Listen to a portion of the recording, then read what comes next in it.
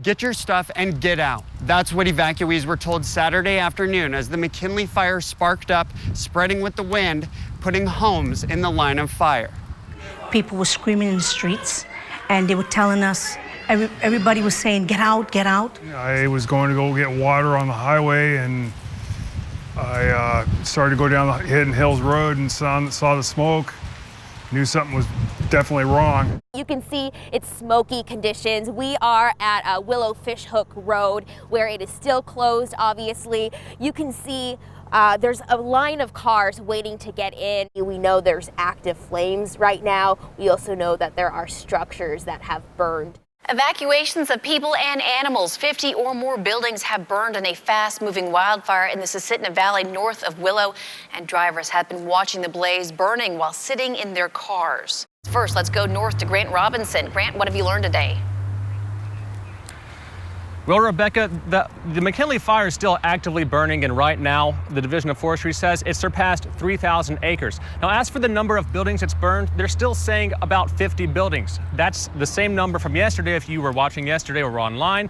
They haven't updated that number because they haven't been able to complete a damage assessment. In the MATSU Valley, new incident management teams are taking over control of the McKinley fire burning near Caswell Lakes. Channel 2's Grant Robinson has the latest on this fire from the Division of Forestry headquarters in Palmer. Grant.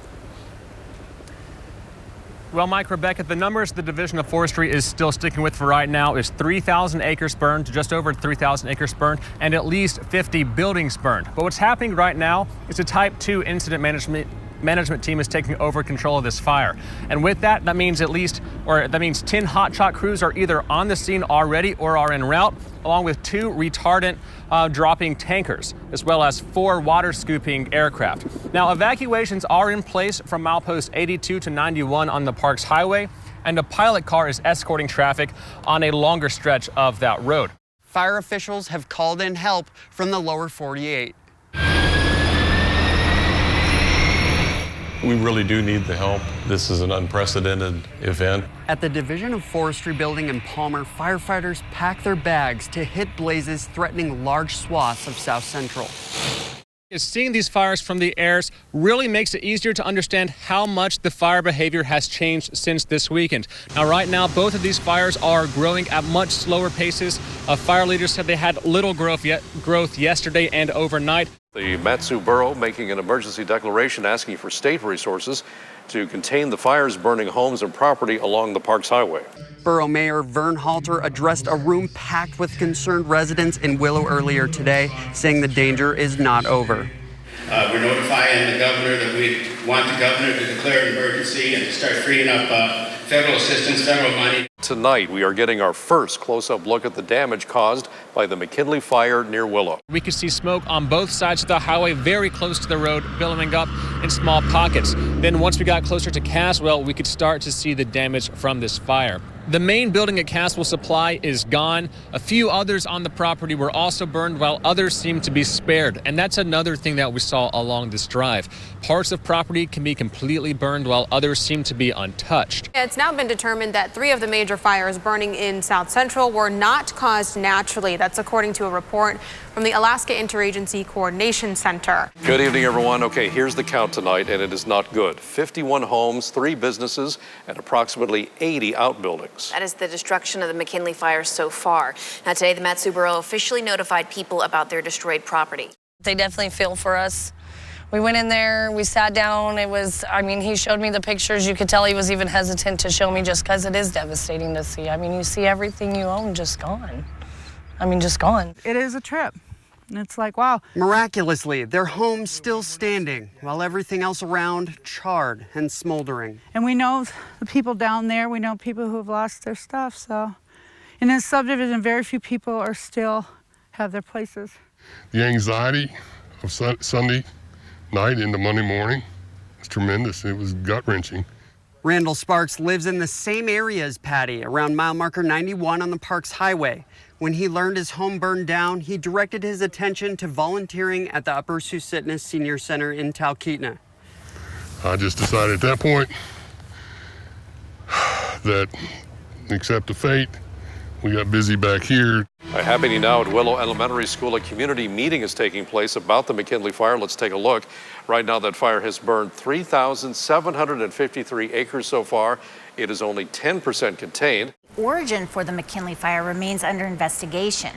When you see, though, what Chris HINES saw, you'll see just how easily it can happen.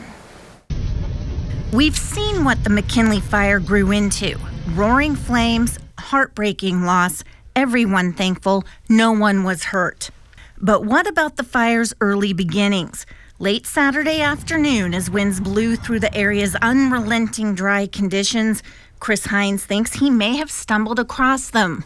And I happened upon a tree that had knocked a power line down onto the ground. And when I first arrived, the fire was just smoldering there at the line, right at the ground there, and it was smoking. He snapped a picture. Then, with the line broken and arcing, backed away. And then right after I got off the phone with 911 is when I took that picture of it flaring up on a tree, and that's kind of when the fire really got going. Do you think that that's the power line that kind of ignited the bigger fire, or just one of many that contributed? You know, I'm no investigator, so I can't tell you. I can say that right after I called 911 and after I noticed that the fire was burning in that spot, that's when the helicopter showed up and they started dropping water on it, and that's 45 minutes later the police evacuated us, and then that's when the McKinley fire started. Help is on the way for homeowners and businesses impacted by recent fires in South Central Alaska. That was the message from Governor Dunleavy here in Palmer today. Dropping into the Palmer Airport after a tour of the McKinley and Deshka Landing fires. It's pretty evident from the air that there was a lot of damage on both sides of the highway, and it's all about Alaskans pulling together. So we're going to keep working on this. Very similar to the earthquake, it's going to be 34,900 of state assistance. And what we need now is more data coming from the field, but we're going to get folks out to see exactly what is going on so we can get the help out in the communities that is needed. The Morning Edition's Sammy Selena brings us the story of one business owner who had to pack up and get out last week. They returned back to their property on Monday and are now looking to the future. It's easier than ever to hear the wind blowing through the trees at the MATSU RV park. Everyone is still gone after they evacuated from the McKinley fire. Everyone except for the owner. We would just be greeting guests, checking them in, visiting with them, doing maintenance around the property. Those were the chores Colin and his mother were in charge of until the fire drew closer. Like at the end of the road right there. They thought the breeze was working in their favor. Just didn't really give it any more thought, plus the wind was still pushing straight south. And then it shifted. Oh no, this is not good. Fire here in the front. It's coming through the back. It might be our last video of the place. Within a few minutes, Colin, his mother, their puppy, their papers were out of there. There's our sign. There's the fire trucks backing out. The wind continued to blow strong that day. Mile 92 heading south, and you can see the haze. Let's see what we find. Colin came back the day after. Well, the sign is still there. Oh no, no, no. Oh no. He realized just how strong the winds of change were. Everything's gone. You still had in the back of your mind that maybe it went by you and maybe something survived, but it just didn't make it. So, it was kind of hard on that. The bathrooms, the office, his mother's home. This is about one of the few structures that survived. This is where we had our pump house, which supplied all the water, and you can see all the equipment in here. So what's next? Plan is to rebuild.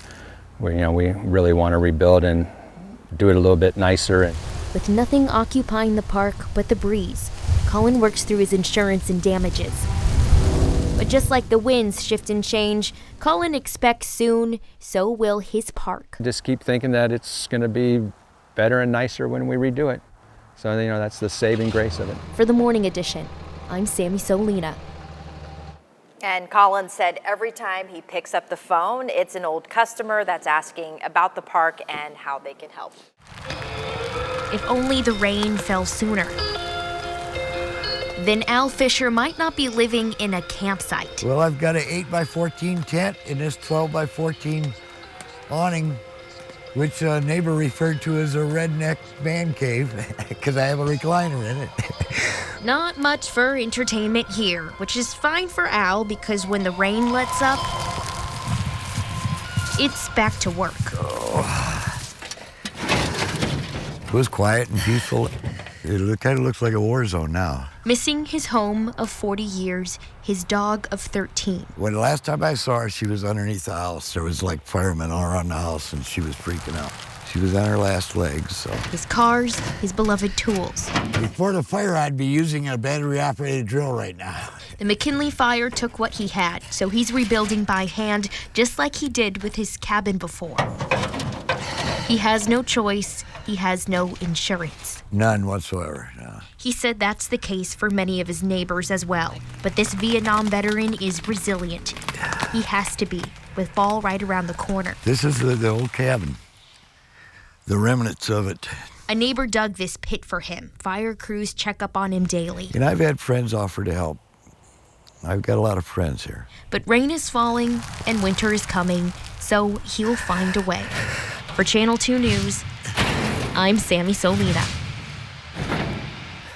Well, after losing everything, many families in the MATSU are working to begin recovery from the McKinley fire. Channel 2's Hank Davis was there today and brings us the story. Right now, donations from the surrounding communities are plentiful, but some things just can't be replaced.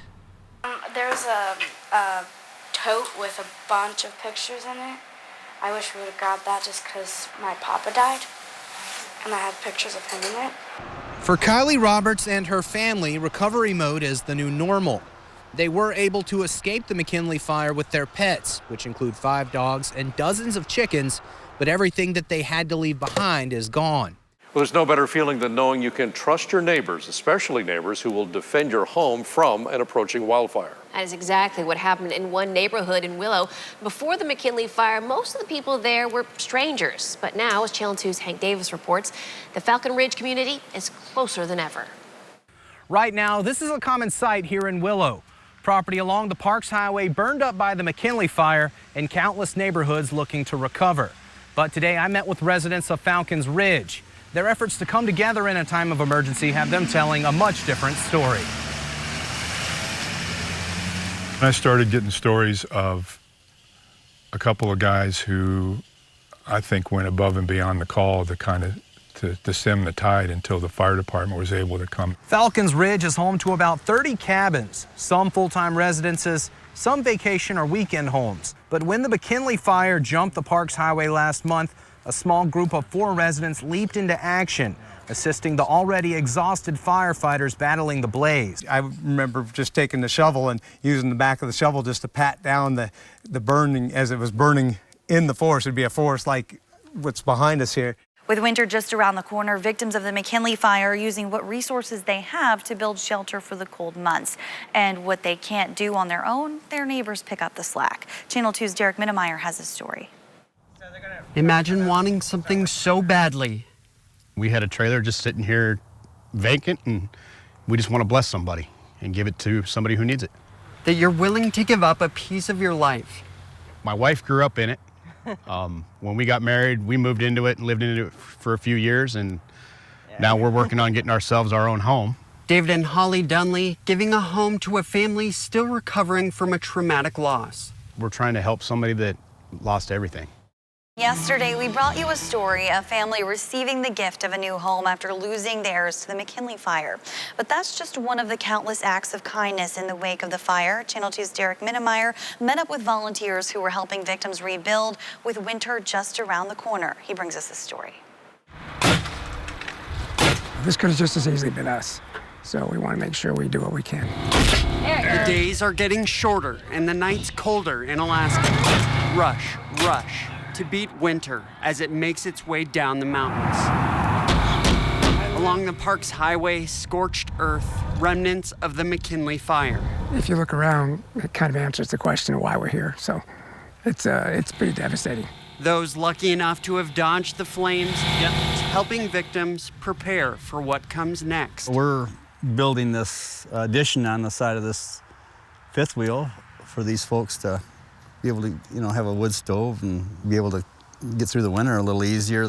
Mike Stitt is a full-time contractor building 3 different makeshift shelters like this one at no charge. You know, I think we all should have a servant's heart. That's, you know, a part of being a Christian and doing right with our neighbor and loving our neighbor as ourselves. This will house a family of 4 through the winter. All of the labor and material is donated. Yeah, there's no money in this for us at all. That would be devastating if it was us. So I'm glad there's people here to help them. And especially people that, you know, didn't have insurance and doesn't have the capabilities of rebuilding like others that have the money and can. And so it means a lot to be able to help somebody that needs help. And, you know, there might be a day and time when I need help, and I would hate to think that I had my nose stuck up in the air and didn't want to help anybody else. Reporting in the aftermath of the McKinley fire, Derek Minnemeyer, Channel 2 News. These are what I was given when I was born, in my father's watches and my father's stuff. This is all that's left of my memories out of the house. You know, family heirlooms that of grandparents and parents that are no longer with us anymore. In slightly better condition, a ring belonging to David's late wife, who passed after a battle with cancer. Her ashes disappeared with the fire. A lot of the stuff we won't be able to fix or replace, but this, I'm hoping that at least we could have a little something. We'll just take this and clean it up, and maybe we can smile and look at it and, you know, think positive. But despite the many twists and turns and losing their home for the holidays and the regular days too, they're pushing on. I know that in a drop of a dime that I could call and have people willing, when and if we get the material, you know, they will be here to help, and we will rebuild. We ain't going somewhere else. You know, we're staying in this area here. We're gonna rebuild here. It's gonna take a while before it looks the same and a lot of work, but, you know, we're up to it. Finding ways to stay warm can be tough and expensive for many families who lost their homes to the McKinley fire this past summer. And the Christmas spirit can be hard to come by. Recovering takes money and resources that might otherwise go towards the holidays. Channel 2's Derek Minnemeyer spoke with some of these families today who happen to have a Christmas angel looking over them this year. Sort of like Santa and his elves, Karen Wilson and her granddaughter MK are busy performing Christmas miracles. About midway back has Christmas decorations. Yep, that's it. Loading up Christmas decorations for delivery to victims of the McKinley fire. But a lot of them they're just trying to stay warm, so they're not even thinking about Christmas.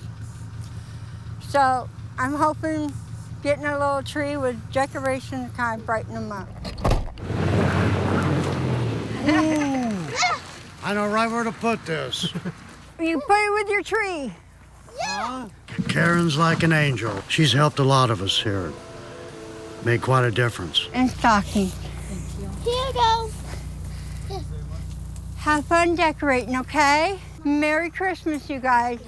It's kind of like the first time that someone helped us and this and that. Thank you. You're welcome. Having someone smile that lost so much it's very warming, and it brings a lot of joy to me to see that, you know, we've helped them.